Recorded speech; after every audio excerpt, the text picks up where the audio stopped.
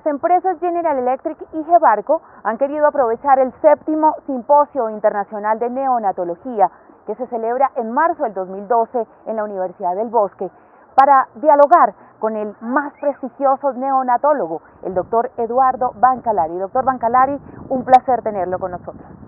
¿Cómo está? El doctor Eduardo Bancalari es médico chileno graduado en la Universidad de Chile, profesor de pediatría, obstetricia y ginecología en la Escuela de Medicina de la Universidad de Miami, director de la División de Neonatología del Departamento de Pediatría de la Escuela de Medicina de la Universidad de Miami, director del Programa de Entrenamiento Neonatal Perinatal de la Universidad de Miami en el Jackson Memorial Medical Center. El doctor Bancalari ha hecho cientos de artículos de revisión e investigación publicados y más de 40 años de trayectoria y experiencia en su campo, eso es lo que él tiene. Por eso pues queremos arrancar, doctor Bancalari, preguntándole a usted, con toda esta hoja de vida, con todo lo que usted hace, usted además que necesita días de 32 horas. ¿Cómo es un día de trabajo suyo?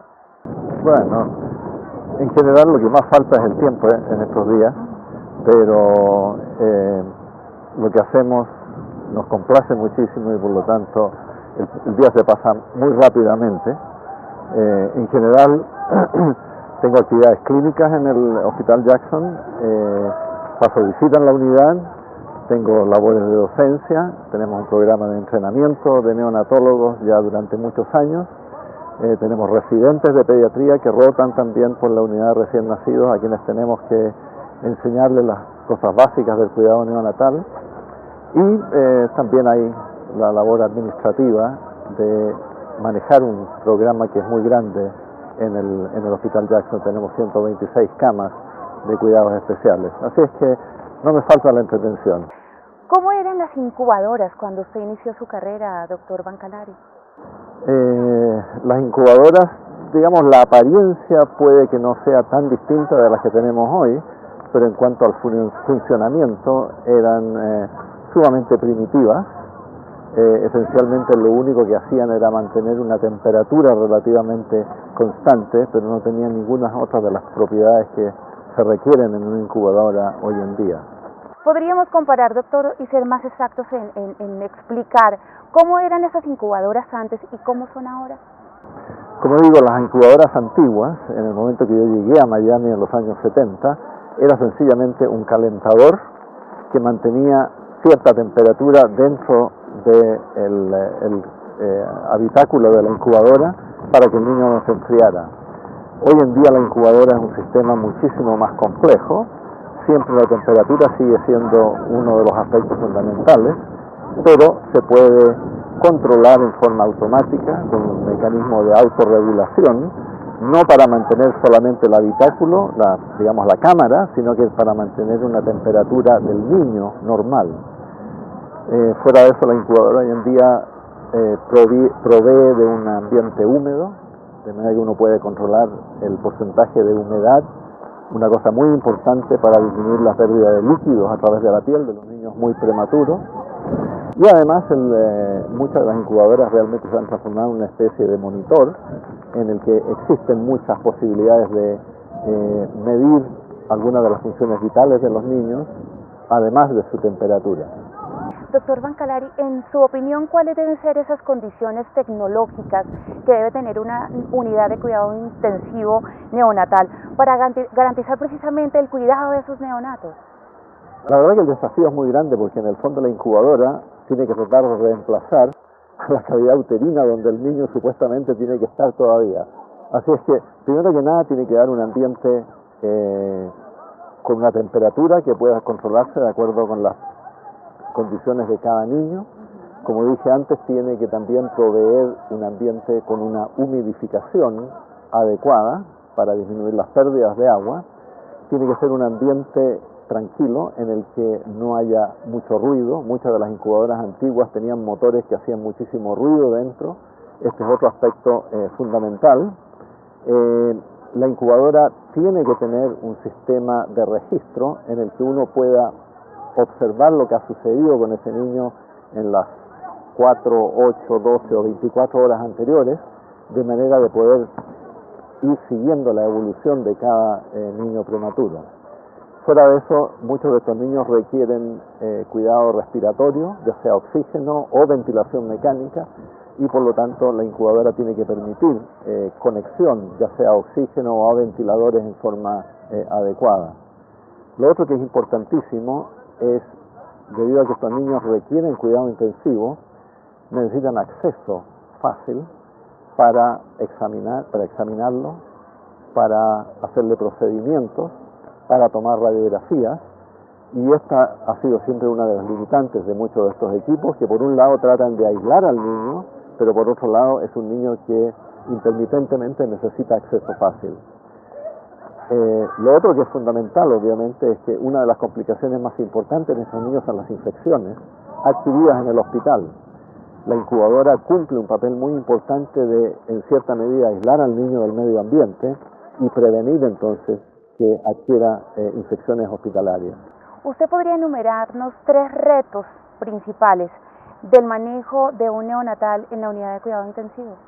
La verdad es que los retos son muchísimos y es difícil ponerlos en orden porque varían de un niño al otro, pero fundamentalmente el niño prematuro, el problema principal es su función respiratoria, así es que el reto mayor es el apoyo de la respiración, que muchas veces requiere el uso de ventiladores mecánicos.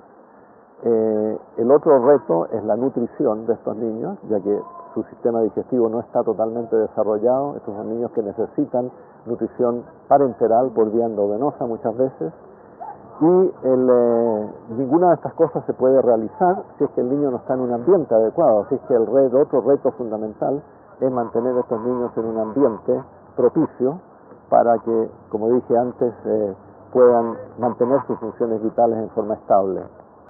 Doctor, cuando usted tiene que elegir una incubadora en particular, ¿cuáles son esas características que debe tener esa incubadora pues, para que funcione efectivamente en ese cuidado de los niños?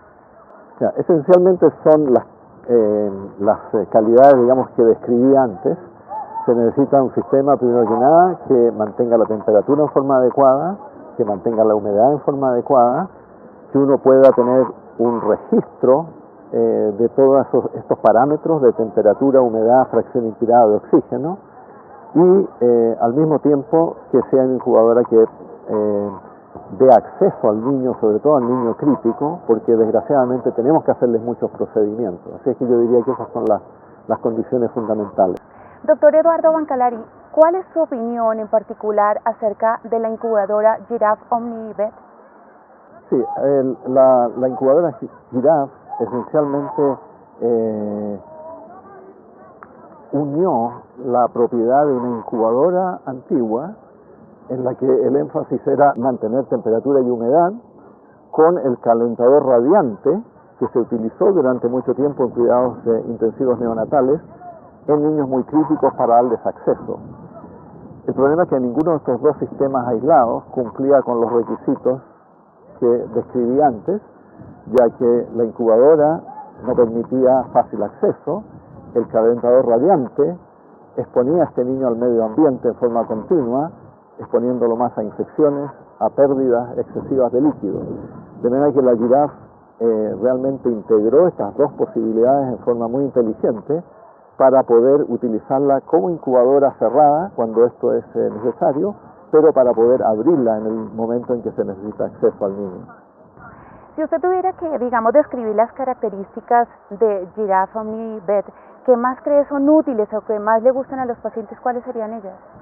Yo creo que lo fundamental es eso, la versatilidad en el sentido de poder usarla como una incubadora clásica, pero también poder usarlo como un calentador radiante en el niño que está muy crítico, en el cual tenemos que hacer procedimientos. Eso es lo que realmente la ha separado totalmente del resto de las incubadoras. Y si usted tuviera que comparar la Giraffe OmniVet con otras incubadoras, ¿qué tiene la Giraffe que no tengan otras? Que yo sepa, es la única que combina estas dos, necesidades de una incubadora con un calentador radiante. Así es que no, eso es algo que ninguna de las otras incubadoras que yo conozca por lo menos tiene. ¿Usted considera también que la Giraffe OmniVet ha mejorado el cuidado de los pacientes en su hospital? ¿Y por qué cree que ha mejorado ese cuidado? Sí, yo creo que ha mejorado el cuidado nuevamente porque antes, si un niño que estaba en una incubadora, por ejemplo, se deterioraba y necesitaba algún procedimiento, teníamos que sacarlo de esa incubadora y ponerle un calentador radiante. Hoy en día el niño no hay que moverlo, lo único que hay que hacer es subir la cubierta de la jirafa y se pueden hacer todos los procedimientos. Desde luego ha facilitado muchísimo el cuidado de enfermería. Las enfermeras todas quieren trabajar solamente con jirafas en este momento en nuestra unidad porque favorece muchísimo el acceso al paciente y el cuidado de estos niños.